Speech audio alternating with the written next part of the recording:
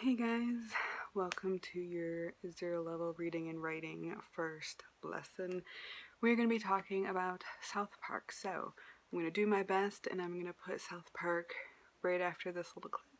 If it doesn't work, I will have a link in the description box and a link in your email along with the quiz at the end here, because I am going to be quizzing you so that I know that you were here and I can give you participation points.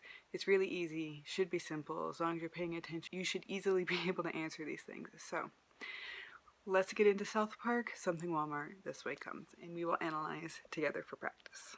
Real quick, before we actually start, I want you to check out these themes so that you can hopefully help keep track of what's going on as we watch. So first, pay attention to horror techniques. Also, pay attention to the community killer themes, the theme of the power of Wall-Mart and the economy, and then the consumerism and the heart of Wall-Mart, and we will talk about each one of those things in a minute.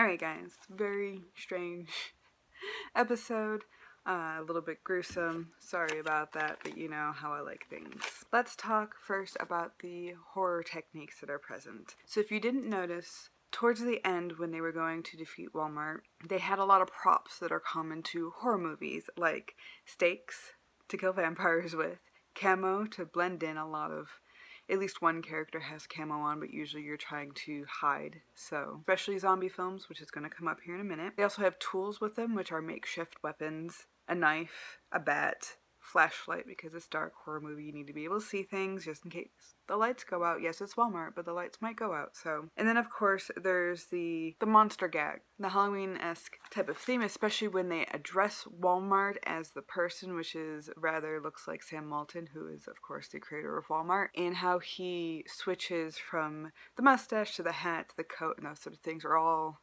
Halloween-y gags. People usually wear costumes when they're serial killers, etc. And so that is where that is coming from. So obviously the villain is Wall-Mart in this horror movie, and he needs to be killed for the safety of the people, and that is what happens. First we see him burnt down, and then we see him destroyed, and then we have this poltergeist-ish ending to it where it kind of crumbles into himself, and of course the running gag of it shitting itself because of death, which is one of the running themes present within the characters of the story plot. This implies that monsters are all the same, you only dressed them up in various differences, and essentially they're all trying to hurt people for very similar reasons, usually selfish reasons, greed and vanity and wrath and all of those. This evidently since they're usually played up in horror movies and Halloween type stuff, and so that's what's happening here. We see that the monster, the personification of Wall-Mart, is very simply disguising himself. You can tell it's him each time he changes, which not only links to all monsters are the same, but that this monster represents Wall-Mart really well because they do not try to hide the things that they've done wrong, like killing communities, like building on sacred grounds, like covering up other community centers, like killing the economy in small towns. I mean, we'll get into some of those, but they do not try to hide the fact that this happens. They do a little bit of PR, they might shift us, but they don't deny any of those things. And so that is the loose guising of the evil of Wall-Mart via these small changes in the details that he's wearing in order to mask himself. Does this persona suit you? Does this one suit you? Does this suit you? Etc. And that's playing on the PR aspect of Wall-Mart and the negative press that they have received. This also implying that all monsters are the same and only dressed up slightly differently is referring to something they say at the end, where it's not just Wall-Mart. They come in many names: Target, Kmart, Wall-Mart, Amazon, etc. There are a lot of those box stores are essentially the same. Most of them are owned by the same people to begin with, but they're essentially the same type of problem, the same type of monster, and that is why they are showing that link that all monsters are the same. That's what they're trying to hit at with those details. Something else that plays into the horror techniques is this idea that consumerism creates zombies. We've been talking about consumerism. We watched that documentary about advertising and marketing and how, you spray and you spray and you spray consumers and they're like roaches and they just become immune to these things. It also talked a little bit about how we buy things to make ourselves feel better, but because it doesn't work, we go back and buy things again, and that creates a cyclical issue, and that is essentially what they're talking about, is becoming zombies and needing to buy things to feel something. We see that very clearly with Randy Marsh when he goes and he's like spoken to in his dreams and he sees it in the distance. It's very horror movie-esque and he is feeling called to it, and he goes in his pajamas and he's disheveled and his walls hanging out and all these other things, which is often how we see people in zombie movies, right? They're disheveled. They don't really know what they're doing. They're not really thinking. They just need to eat. Brains, bargains. Do you see the link there of the zombieism? Well, we're all rather consumeristic zombies. We just go and we buy things, and we don't really know half the time why we buy the things that we buy, but we need things. We need things to perpetuate our lives, and so that is part of the problem that we're finding here, is that it also links to the cheapness of the products. Like we find at Walmart, we can get a 5-pack of shirts for $1. I know that's exaggerating, but 5 packs of shirts for $5. Probably cost 10 cents to make each one of those shirts. They make buku profits, but the quality's not good.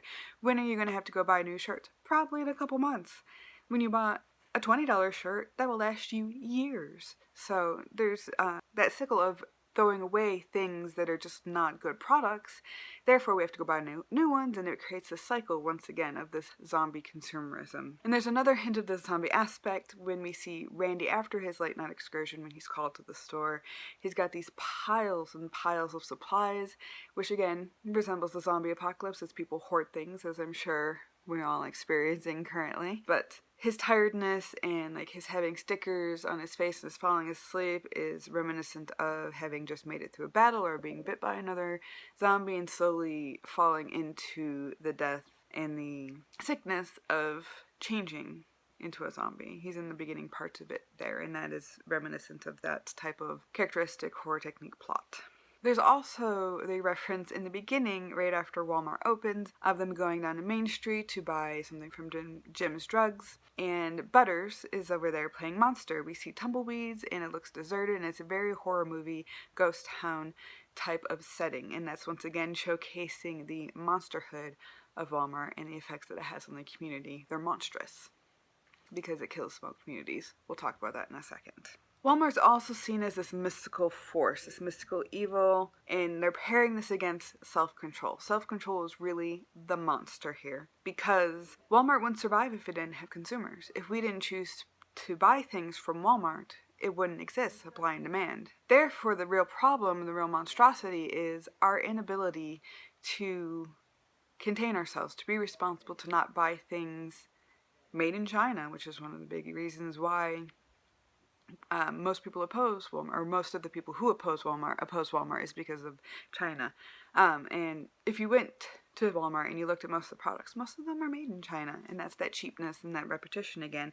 But instead of buying American-made, well-made products, we give the power to Walmart to strong-arm distributors, suppliers, and those types of things, which create cheaper products, which means we have to buy more. And it's just, yes, Walmart does some evil things, but it wouldn't exist without us. And that's the point. We have to take personal responsibility for our actions and where we buy our products and what we buy and those types of things. We vote with our dollar. And there's one last thing that's really funny with the horror technique, and that is Cartman. Cartman is playing... He's kind of a patsy, he's kind of a sidekick, but he's the one who's working for evil. He's the bad guy who's working for evil. And he creates a predictable plot.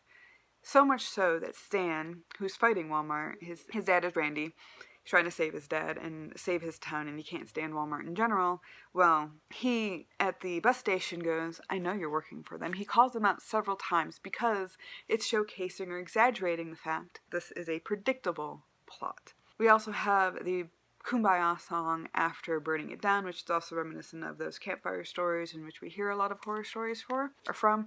Again, linking to that predictability and kind of summing up the overall theme of the horror techniques that they're using in this episode.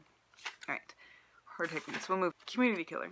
As I mentioned briefly, Walmart has a history of destroying communities. They, again, build on sacred sites. They build on community places, much like what happened in the episode. Stan comes up and he goes, hey, isn't this where Stark's Pond used to be? You know, where we went fishing and kayaking. Therefore, it's showing the symbolism of Walmart becoming this new community center, because in small towns, when you have nothing else to do, you go out in the fields or drink, or you go and hang out in Walmart, right? I know that might not be 100% true, but overall, that is the stereotype that we have, and that is what we see personified or represented in this idea of Walmart destroying community. Now, there's other ways that they have destroyed communities. One, they kind of rally themselves as, we are what makes a real town a real town. They even say this, consider this a historic event. This makes South Park a real town. The town will completely change, and it does. The people who live there completely change. The downtown completely changes. People's lives are completely changing. For example, they put Jim Jugs out of business. He can't compete with the prices. So it kills local businesses, and this means their careers, all the investment, all the family history that they might have in this small downtown area, and the lives of the owners and the workers are all going to be disrupted. Now, yes, can they go work at Walmart? Probably. That's something that Walmart boasts a great deal of, is that we're going to make jobs, we're going to bring in jobs, we're going to bring in jobs, and we're going to bring in money and all this other stuff. Here's the problem with that idea, and here's why it kills communities. Yes, they build a store, they hire a lot of people, a lot more people have money. Considering what I just told you with all those businesses that closed down, some of those people will be getting that new money.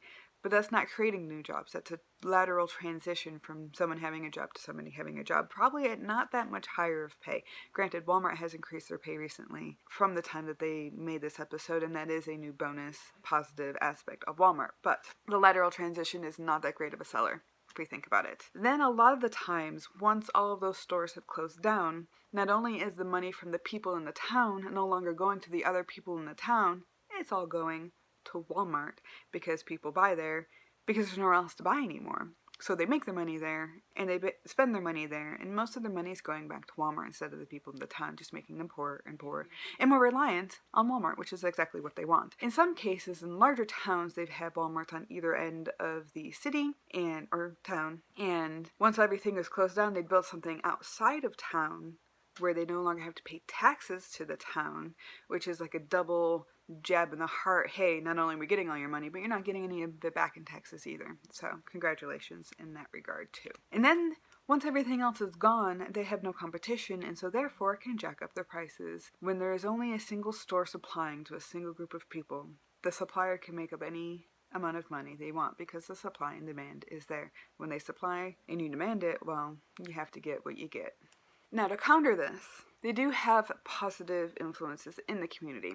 One of those is, especially in southern and southwestern communities, the small town farmer market Walmarts were fought and created to help local organic sellers. They have an organic market because of this. This is the only reason that some of those farmers succeeded and still have a farm. So they do good things for the community, but that is a drop in the bucket compared to all these other things that they are doing to kill the community and kill American economy. Again, transforming or pushing all of our manufacturing over to China and to India and to Vietnam and all those other unfortunately poor places that are being taken advantage of because they are poor and can build these things cheap, and they don't have the laws to keep everybody safe, which we'll talk about in something else, but is present here. Compared to that, helping a few local farmers is not really, it doesn't equal out. They kill and they hurt us way more than they've helped us. So it's often also referred to as the community friend, is your neighborhood marketplace. Even the people who work there are talking about, oh, you're spouting all of this jargon, we're here to help, we're a family market, we're here for the community, all those things that they talk about in the beginning. But they also say towards the end, nobody likes what the Walmart does, but it still does it. Nobody wants it here, but it's still here. And that is the idea of greed and consumerism, once again, taking control over our common sense of not only just the people who buy from Walmart, but the people who work from Walmart, people who run Walmart, the people who own and operate Walmart. They all want the money. It's too easy to fight. It's too easy to just lay down and not fight. So they go along with it, and it becomes a snowball effect into part of the reason why our economy is the way it is now. In our communities, local communities, and our larger American community. One of the funny things that links back to the horror techniques is it keeps lowering its prices to stop the heroes. This is once again one of those pokes at, we can keep lowering our prices until you close down. Good luck trying to fight us. You're the heroes who want to save your community, but we're the community killer, and we're going to squash you. We can outprice you, and that is simply the truth, because they have such a wide network and they bully their suppliers. They can do this to us. Another jab at that idea. And one of the other things that was funny in this, when they were talking to one of the owners, he said union leaders, nature activists, fair trade lawyers, they all try to stop the Wal-Mart, yet they all shop there now. Why? They probably don't have any other options. That's the only reason why. They don't have any other options. Personally, I haven't shopped at Walmart in 8 years? 7? But with my dollar, I do shop at Target though. Not that much better. If I'm being honest with myself. I try to think that I'm doing good. It's really not. It's not that much better. So why are they making their message so obvious? Is it obvious yet? I hope it is. And that is that we probably shouldn't shop at Walmart. We should support our local businesses. We should buy things responsibly. Well, that's, of course, for the satire. They're exaggerating all of these things and they're making it humorous so that we get the message, so that it really hammers it home and makes us feel foolish for continuing to support people who are doing nothing but harming our communities. If you ask people who work at Walmart, they're not likely going to give you a happy story about working there. Most people I know that work there hate it, even though they're paid well, because they're not treated well, and that's, again, part of their community killer attitude. Now let's talk about the power of Walmart and the economy. We've been talking about that a little bit so far, but I'm going to get a little bit more in depth here. Communities cannot get rid of Walmart. Like I told you, once they have the stronghold in there, they've shut everything else down. What are they going to do without them? They can't get rid of these things. And then they also can't change the way that Walmart behaves in their town either. Most of the time they find loopholes and whatnot for this. Another positive for them in the economy, they are one of the leading employers of senior citizens and the handicapped. Now this is obviously a positive. We need more companies to do that for us. We have counter arguments. That's part of Toolman, is to have the counter argument, the rebuttal, and that is something that you should focus on. So not only helping organic stores or organic farms, but also their employment and who they employ. Speaking of employment, Randy's employment. Randy is a geologist. He has degrees. He has a set skill. He's one of the only scientists in this town, but he's working at Walmart.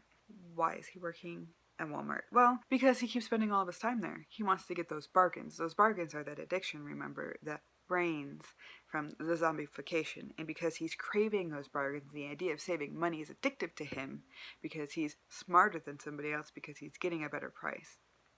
The logos that they're using for that. He doesn't make as much money at Walmart, but because of that and the bargains, it kind of equals out to his old pay. So he's really, even though he's not making as much money because he's spending most of his money at Walmart, it evens out to what he lost from his previous paycheck. In this, like I mentioned previously, is the best way to make money is if everybody is making money from you and then they have to come back and bring it back to you to buy products. Barely any of it goes out into the local economy again. The funny thing about this is Walmart has gotten in trouble a few times with the ideas of essentially creating indentured servitude. Now what happens here is that employees go to Walmart, they work at Walmart, and Walmart wants to go, okay, we're going to pay you in store credit, which means you have to spend all this money here. You're essentially working for us for food and shelter. That is what indentured servitude is. It's very close to slavery, only with a few extra steps. And the reason that they were squashed down from doing this, the government made them not able to do this for good reason, is because Walmart credit, you can't pay your bills with Walmart credit. You can't pay for your phone, you can't pay for your house, you can't pay for your electricity. You'll get your food, your clothes and whatnot there, your necessities for life outside of all those other things, but you can't pay for those with Walmart credit. So they've been able to keep Walmart from doing that to their employees. Things they have done, however, to their employees and gotten away with so far is paying them overtime or holiday pay in store credit and extra discounts instead of actual money. That I do believe is illegal. I don't know if they've done anything about that recently, but I do know last semester I had a student who worked at Walmart who told me that's how they were paying her holiday pay. I also had a friend from high school who is now a store manager at Walmart, go figure, was part of a class action lawsuit against them for, again, holiday pay, giving them a cent for all that overtime that they worked, which they sued and successfully were paid for the overtime, which is another positive. They're also very anti-union. There's a lot of different arguments that could make about unions, but they're very clearly for profit and not for their employees. Now, the reason Walmart has such a strong hold on consumers is because when you buy things that are cheap, It makes you feel rich because you can buy more stuff. If you pay $20 for one shirt, you have one shirt. Cool. You have something that's going to last. That's a positive. That's what you should be doing. But if you buy 15 shirts for that $20, all of a sudden you feel wealthy. Oh, look at how much of this I got. And this is present in the beginning when the Marshes, Stan and his father Randy, go. And they come back and all of a sudden they have new pictures on the wall behind them. They have a new rug. They have new tables to sit in front of the TV with. They have new utensils and cups and bowls and all these things. And they're living fancy. They even have enough pork ramen to last the winter. You see this big palette of the ramen noodles that, the instant ramen noodles. When you can get things in great quantities, you feel rich. And that is what Walmart is playing on. Are you rich? No. Are those products any fucking good? No. They're cheap. They're going to break soon. Again, creating that cycle of consumerism. Because if it's cheap, then you're going to have to come back to Walmart and buy more, right? Spend more money. Let's spray those cockroaches and see if they have any effect, because it doesn't.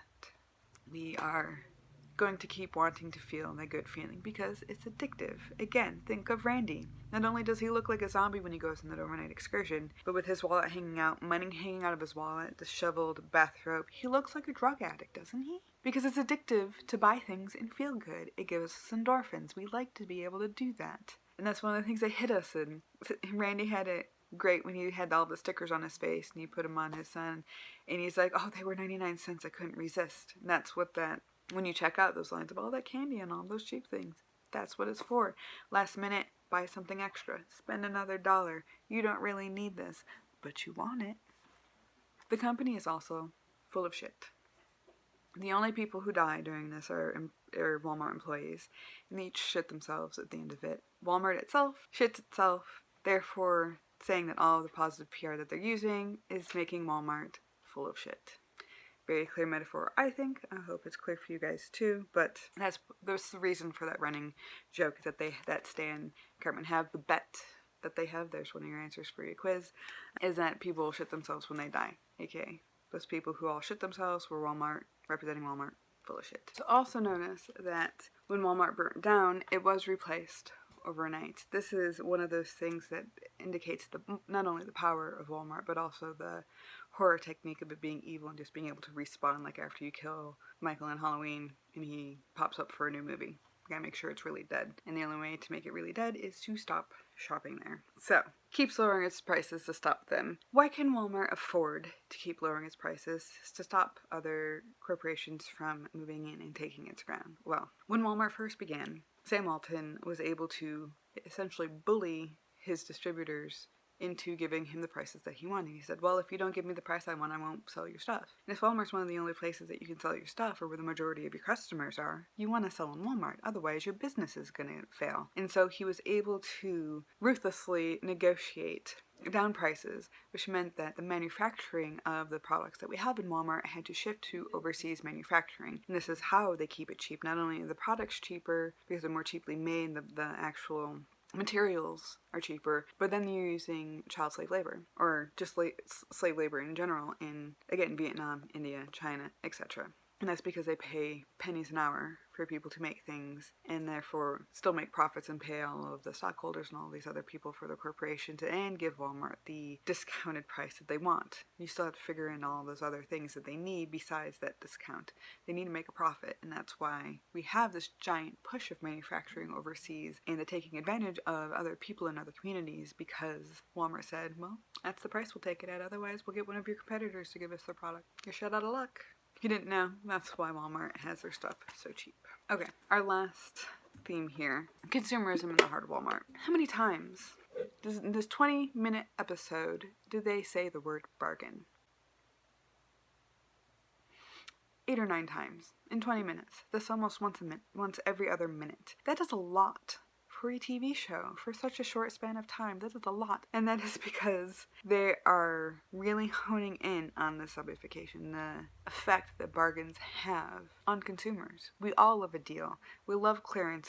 That's why that red clearance tag always prompts us to buy. We're more likely to buy when we see that. That's how Walmart makes It's money. Is they artificially inflate the cost and then break it down. Sometimes if you peel back those clearance tickets or those sale tickets, you'll notice that it's still the same price underneath and they're just trying to get you. They do that. It's a tactic people buy when they see sale. That's why bargains is repeated so many times, because it's the heart of consumerism. We love to think that we got the better of a company and we made out with a product that was worth more than we paid for it. And he even talks about how beautiful Walmart is, because again, it's that addiction. The heart of Walmart is us. It's a desire. It's the things that we want. It's greed. It's our American culture of buy, be successful by having things. We've talked about this before in class. How are you successful in America? You have a nice big house with a white picket fence, 2.5 kids, a dog, a car, great job. You have money. That's what success means generally. And that is what Walmart's trying to replicate with its cheap prices. Do you think rich people shop at Walmart? Not usually, because they can afford better stuff. Shopping also becomes a major event in South Park. Everybody goes, there's this grand opening, and there's presentation from the city hall and all these other things, and everybody leans toward the inclusion. They want to fit in, and that's part of what advertising does to us and consumerism does to us. If we all have the same thing or shop at the same store, we must have something in common, and therefore we fit in. We don't want to seem different from everybody else, except for Stan, of course. One of the best examples of this is when Cartman's like, oh hey, 3 Time Cop DVDs for $18. That's a great deal when you get one for 10, right? Because you get essentially one for free and you save $1 on your second. And Stan's like, I'm not going to buy 3 for that much. I'm going to buy just 1. And Cartman's razzing him for it. And he's like, wait, I don't even want 1. He's like, dude, you shop for crap. Because you're just supposed to buy things and not really think about what you're actually getting for how much you're spending. They're trying to get you to, but why do you need 3 copies of the same DVD? Why are you going to spend all that extra money on getting 3 of those when you could just buy 1 for cheaper? It's not even a good product to begin with, so why do you want the 1? So again, this greed and addiction and Randy being an addict, and we see that addiction in the phrase when he's like, I can have all the bargains to myself, because he's being greedy about it. Cartman's also that face of greed when he's playing the violin. Oh, so sad for you. You can't keep your store open. I feel so bad because I've got this violin for $5. Oh, you broke it. That's all right. I'll get a new one. Because he loves to shop. He loves to feel power, and being able to buy things gives him power. And this, once again, not only shows the cycle of consumerism, things can always be replaced. Cartman acting like a child when others are speaking about what this means with reason and logic. He's like, la la la la la, I can't hear you, la la la la, because that's what we do when we're children. We don't want to be told the truth. When we don't want to have to change our behaviors, we put our fingers in our ears. We make sure we can't hear what people are saying. Oh, you must be wrong. Oh, you're just a leftist. You're just conservative, etc. We like to blame other people for things that we don't want to change about ourselves that we know are bad. And the cycle is also represented with the cheap products, because we grow used to having to replace them. Thus, we're spending more money and we don't invest in quality products instead. Perfect example right there of Cartman with his violin. Now, there's this one person mentality. Can one person make a difference? And yes, if you vote with your dollar, you can make a difference because you're not giving your money to that person, you're supporting something else. And the more you talk about doing that, and the more you see other people doing that, one person becomes 2 people, becomes 5 people, becomes etc., becomes this whole crowd of people not spending their money there, means that they have less of a hold, less control over the people and the consumers, because the consumers are taking their power back and using their money in a way that benefits more than just themselves, more than just Walmart. And with that idea, the same is also true in reverse, but we don't like to think of it this way. This is this cognitive dissonance, the reason we go la la la la la la. When Stan breaks a glass at dinner, and everybody's vowed to not go to Walmart anymore, Randy creates this big fuss. Oh, no, there's only one place we can go get a new glass at this time of night, and that's Walmart. So he drags everybody out of the house, which is again because of his addiction, to go to Walmart, and we still see people out there all over the place. Nobody's doing that one person thing. And he even says, one person buying one glass doesn't make a difference. Sure as hell does. You can't wait till the next day to go to a regular store. You can't survive without a glass for a night. That you have to go right then and buy it from Walmart. And that type of mentality, every time something happens, well, of course I gotta do this at Walmart. You keep making excuses to go back. That's what addicts do. They keep making excuses to keep their same behavior without having to change. And it's the sheeple mentality. I want to be like everybody else. I want to keep having this feeling I'm going to do as everybody else does. Although my contribution doesn't make a difference, but everybody thinks that way. Which is why one person does make a difference, because we're all one person. We all have to make that choice, and each individual choice does have an effect on the world around us. Again, that is their point. This also replicates this idea of, oh, I'm just coming for one glass. One person, one glass doesn't make a difference. But what else was he going to get while he was there? Oh, he pulls out a thing out of his bag. Oh, and I was going to get this, and I was going to get this, and I was going to do this. Well, you go in for one item, and you leave with a cart full. That's generally how that works, unless you're me, because I have self-control. And this is reflective of how the heart is in the mirror. Now, this is a metaphor. If you couldn't tell, I hope it's pretty obvious. It's a metaphor for desire. It's a metaphor for us and our consumeristic habits. Again, addiction. And we see how even when we kill Wall-Mart at the end, the problem doesn't end. Jim's drug becomes the new Wall-Mart, and it keeps happening again and again, because you can't kill something that its problem is rooted in you rather than in the product or in the corporation itself. The cycle will not stop unless we change. That is the heart of it. Alright guys, so that's it. I will be emailing you a quiz, but here are the questions just in case you don't get it, so at least it's available in this way. And I'll also have them in the description below, because I don't want any reason for anybody to not have this and to not get the points and to not pass. I want you to pass. That's why I'm doing this right now. So, quiz. Question number 1. What bet did Cartman and Stan make? Question number 2. What was Wall-Mart built on in the South Park episode? 3. What is the heart of Wall-Mart? We just talked about this. 4. How do we actually stop places like Wall-Mart? And 5. Name one other thing you learned from this episode. Alright guys, I will see you in a couple days with our next lesson. Let me know if you have any questions, leave them in the comments below, or email me. You have my email, it's still going to be in the description box, just in case. Hopefully this helped practice for the analysis we're going to be doing for your last paper. Alright guys, I'll see you in a bit. Bye.